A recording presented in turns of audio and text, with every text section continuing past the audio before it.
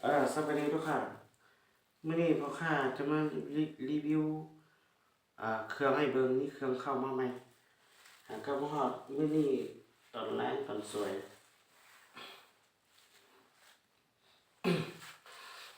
ก็บอกนี้ก่อนตัวนี้เป็นปืนลม MC ตัวนี้เป็นตัวเขาจะเอิ้นว่า MC เครื่องเป็นเครื่องใหม่ๆหากประกอบได้ยังไม่ได้ลงจะบาปด้วยเครื่องนี้มีไปทางให้ลูกค้าแล้วก็มีรับประกันเราให้ลูกค้าได้กระบอกนี้เป็นตัว MC ถังลมมันจะใส่เป็นตัวนี้จะใส่เป็นถังคาร์บอนนะถังคาร์บอน 0.5 เป็นตัวใหญ่แล้วก็วาล์วมันจะเป็นวาล์วปรับนอกวาล์วปรับนอกวาล์วใหญ่วาล์วปรับนอกส่วนตัวราวมันจะใส่เป็นราวที่เคฮ่องกงราวยาว50เซนราว12เกี่ยวราวเป็นราวเบอร์2นะราวนี้มีรับประกันให้ลูกค้า6เดือนตัวราวมันจะมีราวที่เคแล้วก็ราว ZN8 แล้วแต่ลูกค้ามักว่าจะให้พ่อค้าใส่ตัวใดก็ได้ราคาคือเดียวตัวนี้เป็นตัว FC ที่ว่าใส่ถังคาร์บอนกล้องซองจะเป็นกล้อง Discovery ขนาดของกล้องเป็น3:12คูณให้42คูณให้42กล้องนี้มีไฟในเลนแล้วก็กล้องหันพอค่าก็จะมีตัว6ลบ26คูณให้42เลยได้ตัวนั้นพอค่าก็มีกันก็เป็นกล้อง Discovery กล้องยี่ห้อเดียวกันแต่นี่เป็นตัว MC ว่าปรับนอกแต่ว่าถังเป็นถังคาร์บอนแบบนี้นี่น้ำหนักของปืนจะเบาขึ้นแล้วก็เฮ็ดให้มันยิงได้หลายนัดกว่านะตัวนี้จะเป็นตัวมีแม็กใส่ลูกแล้วมีแม็กใส่เลย11ลูกบอลใส่ลูกบอลใส่แม็กแล้วก็ตัวไทยทั้งไทยนี่ก็สามารถพับได้ดึงได้ไทยดึงแบบนี้จับแล้วก็ดึงข้างแล้วก็จะพับลงเต็มบีดปุ๊บตัวนี้พับไปทั้งเบื้องขวานะบ่เหมือนเบื้องซ้ายนะพับทั้งเบื้องขวาเราเป็นเราเล็กนะเราเบอร์2มีให้ประกันเราให้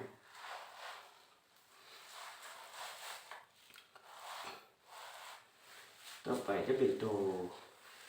นี้เขาเอื้นว่าตัว K2 K2 นะ K2 นะตัว K2 นี่หลายคนเขาจะฮู้อยู่คนที่เขาเจ้าเล่นเขาเจ้าก็โอเคตัวนี้ราคาจะต้นอยู่กลางๆตัวนี้นะระหว่างกลางตัวนี้เป็นตัว K2 K2 ทางเป็นทางคาร์บอนเป็นทางคาร์บอน 0.5 L เป็นตัวใหญ่แล้วก็วาล์วมันก็จะใส่เป็นวาล์วปั๊มนอกเหมือนกันแล้วก็ราวก็จะใส่เป็นราวที่เคฮ่องกงราวยาว50เซนราวเป็นราว12เกี่ยวราวเบอร์2มีรับประกันให้ลูกค้า6เดือนนะราวเล็กเด้อบ่แม่นราวท้องแล้วก็กล้องซองก็จะใส่คือกันใส่กล้อง Discovery ขนาด3:12คูณให้42เป็นกล้องที่มีไฟในเลนปรับไฟในเลนได้มีทั้งสีฟ้าสีแดงตัวนี้ก็จะเป็นตัวมีแม็กใส่ลูกคือกันแม็กมันจะใส่ได้11ลูกแล้วก็ทั้งไทยกับนี้มันก็พับได้ถึงได้มีแต่ครับจับนี้ครับจับดึงข้างไว้ข้างนี้แล้วก็ถ้าว่าเขาพับก็มีแต่กดตัวนี้ใส่เป่าสบายก็ตัวนี้แล้วก็หันเก็บเสียงออกนะพอดีใส่เป่าตัว K2 นี่ราคาจะสูงกว่าตัว MC น้อยนึง K2 ใส่ถังคาร์บอนเนี่ยงามๆเครื่องเป็นเครื่องมือนึงเลยเครื่องก็คือว่าไหนมีครับมีประกันให้ลูกค้ามีเราประกันให้ลูกค้าแล้วก็ยังมีไปทางให้อีกนะสนใจรายละเอียดก็มีแต่แซ่บหาพ่อค้าทั้งเบอร์ WhatsApp นะเครื่องใหม่ๆงามๆนึงเลย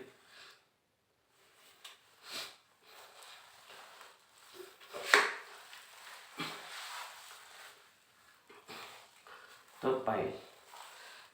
ตัวนี้ก็จะเป็นตัว K2 คือกันแต่ว่าตัวนี้จะเป็นเขาเอิ้นว่าK2 วาล์วเซตพันนะ K2 วาล์วปรับไนท์ตัวนี้นะเบิ่งระหว่างจุดนี้นะตัวนี้กับตัวทางรูมันบ่ได้คือกันเพราะว่าตัวนี้มันเป็นวาล์วปรับไนท์วาล์วเซตพัน ตัวนี้เคสองวาล์วเซฟพันถังเป็นถังคาร์บอน 0.5L แล้วก็เราจะเป็นเราที่ขี้ฮ่องกงยาว50เซนเรา12เกี่ยวเราเบอร์2นะมีประกันเรา6เดือนให้แล้วก็กล้องซองก็จะเป็นกล้อง Discovery ขนาดใครก็เขียนติดเส้น3-12คูณให้42เป็นกล้องที่มีไฟในเลนส์มีสีฟ้าสีแดงให้แล้วก็ปืนก็จะเป็นตัวที่มีแม็กไซโลคือกันมันจะเป็นแค่ซองนั่นแหละต่างไปวาล์วนะทางไทยนี่ก็สามารถพับได้ดึงได้แต่ว่าเป็นตัววาล์วปั๊มไหนวาล์วเซฟพันวาล์วเซฟพันเปลี่ยนแบบนี้จะเขียนว่า10,000ใส่เลย10,000แล้วก็ถ้าว่าเป็นตัวของแท้มันจะมีกาหัวเสือเป็นแล้วก็เข็นดอกวาล์วมันบริยาวมันเป็นตัวสั้นมันจะเป็นของแท้ของไซงอนแท้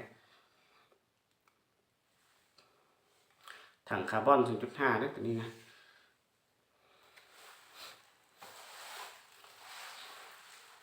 ต่อไปก็จะเป็นตัวตัติโก้ตัวนี้นะ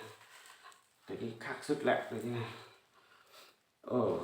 ลืมบอกตัวนี้เป็นตัวพวกอัน3กระบอกนี่เป็นตัว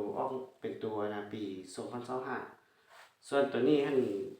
เขาเจ้าแล้วอัปเกรดมาก่อนแล้วตัวนี้เป็นตัวปี2026ตัวนี้ยังท่าออกตัวปี2026กับตัวนี้ส่วนตัวนี้ออกแล้วตัวนี้ไงสุดยิ่งถ้าว่าเฮาเบิ่งธรรมดาก็จะบ่ฮู้ว่ามันอัปเกรดบนใดนะมีแต่สังเกตแต่ละจุดนี่นะแต่ละจุดนี่แต่ละนี่แล้วก็นี่ตัวอันนั้นตัว9ปี2025มันจะต่างตัวนี้หน่อยนึงนะตัวนี้จะเป็นรุ่นตัติโก้ถังคาร์บอนกล้อง BSA นะกล้องก็เป็นตัวดีแล้วก็ถังก็เป็นถังตัวดีถังคาร์บอนนั่นแหละมันบ่เป็นเล็กมันเป็นคาร์บอนแล้วก็บรรจุได้ลุ่มไหลกว่าเฮ็ดให้ปืนมันเบาขึ้นน้ำหนักบ่ไหลแล้วก็กล้องมันเป็นกล้อง VSA เป็นกล้องที่มีใหม่อันเส้นเลนมีจุดนะเวลาเขายิงแล้วมันจะมีจุดจ้ำนะเอายิงกว่านั้นเลยส่วนตัวนี้เป็นกล้องที่มันเป็นกล้อง Discovery ที่มันเป็นในบวกตัดกันตัวนี้เป็นตัติโก้ออกใหม่ล่าสุดปี2026แล้วก็เป็นถังคาร์บอนกล้อง BSA วาล์วเป็นกระบอกนี่เป็นวาล์วปรับไหนเพราะว่าตัวนี้เขาเจ้าเฮ็ดที่ทำงานมาบ่มีวาล์วปรับนอกมีแต่วาล์วปรับไหนแล้วก็เราจะเป็นเราที่เคกันเราที่เคเรายาว50เซนเรา12เกี่ยวกันมีประกันให้ลูกค้า6เดือนก็คือพ่อค้าว่าเนี่ยเราของพ่อค้าจะมี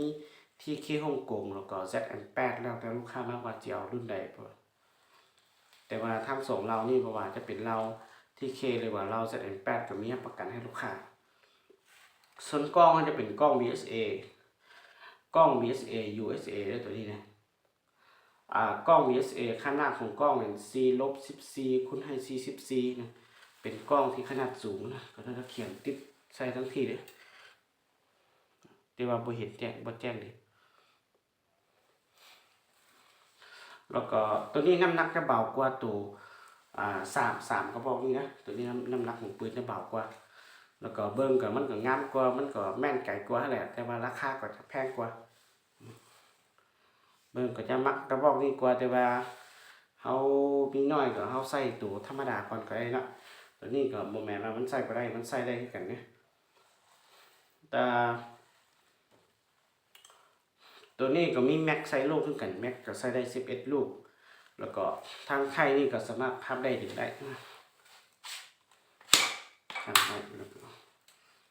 ก็คล้ายๆคือกันนั่นแหละตัวนี้เบาสุดแหละนี่นะเพราะว่ามันเป็นถังคาร์บอนแล้วก็ปืนมันก็เป็นหนูเบาอยู่แล้ว